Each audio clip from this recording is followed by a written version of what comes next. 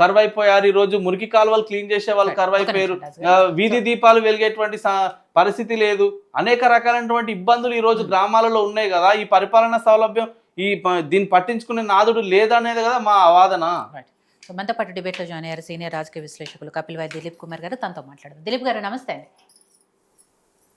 అమ్మ నమస్కారం. Right. So Dilip గారు, ఈ స్థానిక సంస్థల ఎలక్షన్‌లు వాయిదా పడుతూ లేకపోతే ఆలస్యం అవుతూ రావటానికి రకరకాల కారణాలు. ప్రభుత్వం తరపు నుంచి వాళ్ళ వర్షన్ వాళ్ళకుంది. ప్రతిపక్షాలు వాళ్ళ విమర్శలు వాళ్ళకున్నాయి. ఎందుకు లేట్ అవుతుంది అనే విషయంలో. బట్ యాజ్ ఎ అనలిస్ట్ మీ విశ్లేషణ ఎలా ఉంది? ఎందుకు ఆలస్యం అవుతూ వస్తుంది? ఎప్పటి వరకు జరిగే అవకాశాలు ఉన్నాయి? ఎందుకంటే జూలై, ఆగస్టులో జరిగే అవకాశాలు ఉన్నాయనేదే చర్చ జరుగుతుంది కాబట్టి మీ విశ్లేషణ ఎలా ఉంది? మీ అంచనాలు ఎలా ఉన్నాయి? ఒకటి, ఈ ప్రభుత్వం ఈ రోజు పరిస్థితిలో కాంగ్రెస్ ప్రభుత్వం స్థానిక సంస్థల ఎలక్షన్స్ వస్తే నెంబర్ 3 సార్లు ఉంది. ఎన్నోసార్లు ఆ పార్టీలో ఉండి ఎందుకంటే ఇచ్చిన హామీలు సగమే హామీ చేసాం, మిగిలిన హామీలకు నాకు డబ్బులు లేవు, నన్ను కోసుకొని తినండి అంటున్నాడు. CM cannot give money. ఇది జరగకుండా వాళ్ళు ఎలక్షన్ పోతే నెంబర్ 3 పొజిషన్ పోతారు. ఈ కారణం చేత ఏదో కారణం పెట్టి లేదా వాళ్ళే ఎవరైనా కోర్టుకు పంపి దీన్ని వాయిదా వేసి ఇంకో 1 year లాగుతారు తప్ప ఇప్పటికప్పుడు స్థానిక సంస్థల ఎలక్షన్ జరుగుతాయని నేను అనుకోను. Because it will be suicidal election for Congress. So 1 year వరకు అదనపు నిధులు కనుక వచ్చినట్టయితే వాళ్ళు ఏమన్నా మిగిలిన హామీలు నెరవేర్చే ప్రయత్నం చేసినట్టయితే అప్పుడు కాస్తో కూస్తో కొంత మార్పు ఉంది. బట్ ఒకటి మనందరికీ తెలుసు, రూలింగ్ పార్టీకి ఎప్పుడైనా కూడా ఒక ఎడ్జ్ ఉంది. ఆ ఎడ్జ్ ఏంటంటే స్థానిక సంస్థల్లో గెలిచిన వాడు అధికార పార్టీలో ఉంటేనే డబ్బులు వస్తాయి తప్ప, అది ఆ ఫిలాసఫీ ప్రమోట్ చేసిందే బీఆర్ఎస్. నువ్వు అధికార పార్టీలో ఉంటే నీకు నిధులు లేదా లేవు అనేటువంటి పరిస్థితి. కాబట్టి అట్లాంటి సిచ్యువేషన్లో మనం ఆల్టుగెదర్ కాంగ్రెస్ 0 కూడా అనలేము. తర్వాత బీజేపీ నుంచి గెలిచిన లేకపోతే వేరే పార్టీ నుంచి గెలిచిన వీళ్ళందరూ కూడా మళ్ళీ రూలింగ్ పార్టీకి వెళ్ళిపోతారు. ఆ ప్రాబ్లం వల్ల కూడా స్థానిక సంస్థల ఎలక్షన్స్ యొక్క రిజల్ట్ అంతగా ప్రభావితం కాంగ్రెస్ పార్టీ చేయరు. కానీ వాళ్ళు క్రెడిబిలిటీ కోల్పోయారు. స్థానిక సంస్థలు నిజంగానే 3వ వంతు వచ్చి 3వ స్థానం వచ్చి మీలో అందరూ వలసలు పోయినా కూడా ఆ క్రెడిబిలిటీ ఇంకాస్త పడిపోతుంది తప్ప సాధ్యపడదు వాళ్ళు రిగైన్ కావడం. అన్లెస్ అన్ని హామీలు ఇంప్లిమెంట్ చేసేసామని వాళ్ళు ఎక్కడి నుంచో డబ్బులు తెచ్చి చేస్తే తప్ప. అపార్ట్ ఫ్రమ్ దిస్, ఇప్పుడున్నటువంటి సుప్రీంకోర్టు గతంలో ఎప్పుడు ఇంటర్ఫియర్ కాలేదు.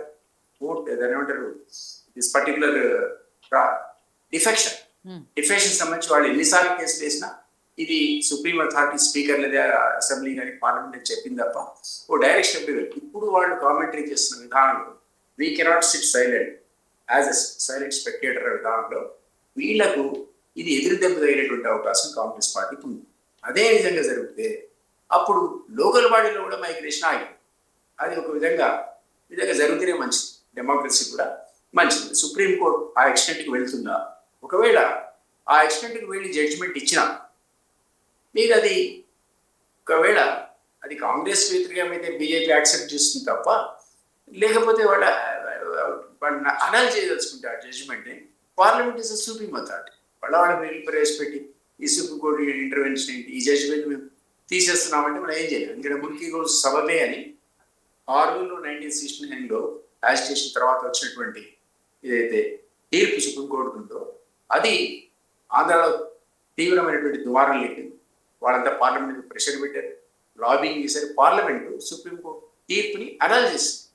ఇది అంటే ఆ కెపాసిటీ, ఆ పవర్ పార్లమెంట్ ఉంది. కాబట్టి పార్లమెంట్ ఛాలెంజ్ చేస్తే ఉత్తర్విస్తే అది నిజంగా బీజేపీ టాలరేట్ చేస్తున్నారని నాకు తెలియదు. It's big debate. ఎందుకంటే ఇక్కడ తెలంగాణలో కాబట్టి కాంగ్రెస్ వాళ్ళు కాబట్టి నెక్స్ట్ టైం కాంగ్రెస్ గవర్నమెంట్ వాళ్ళు సైలెంట్ కూర్చుంటారు. కానీ ఓవరాల్ కూడా సుప్రీంకోర్టు డైరెక్షన్స్ ఆ రకంగా నెక్స్ట్ కూడా వచ్చేటువంటి అవకాశం ఉంటుంది. కాబట్టి ఆ interference in speakers powers, legislative powers అనేది పార్లమెంట్ ఒప్పుకుంటుందని మనం వేసి చూడాలి.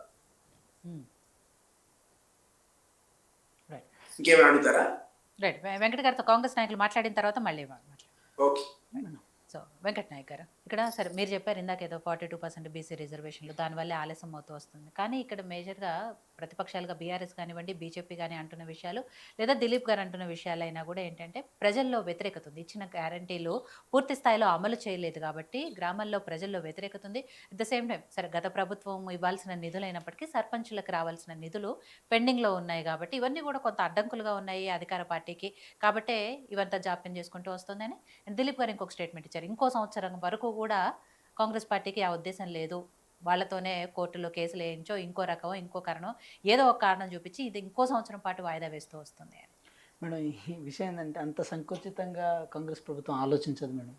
ఇంకో విషయం ఇక్కడ కేవలం ఈ రాష్ట్ర అధినాయకత్వం ఒక్కటే ఉండదు మేడం. కేంద్రంలో కూడా కాంగ్రెస్ పార్టీ ఉంది. వాళ్ళ యొక్క రూల్స్ అండ్ రెగ్యులేషన్స్ కూడా ఇక్కడ పనిచేస్తాయి. 73rd 74th కాన్స్టిట్యూషన్ అమెండ్మెంట్ రావడం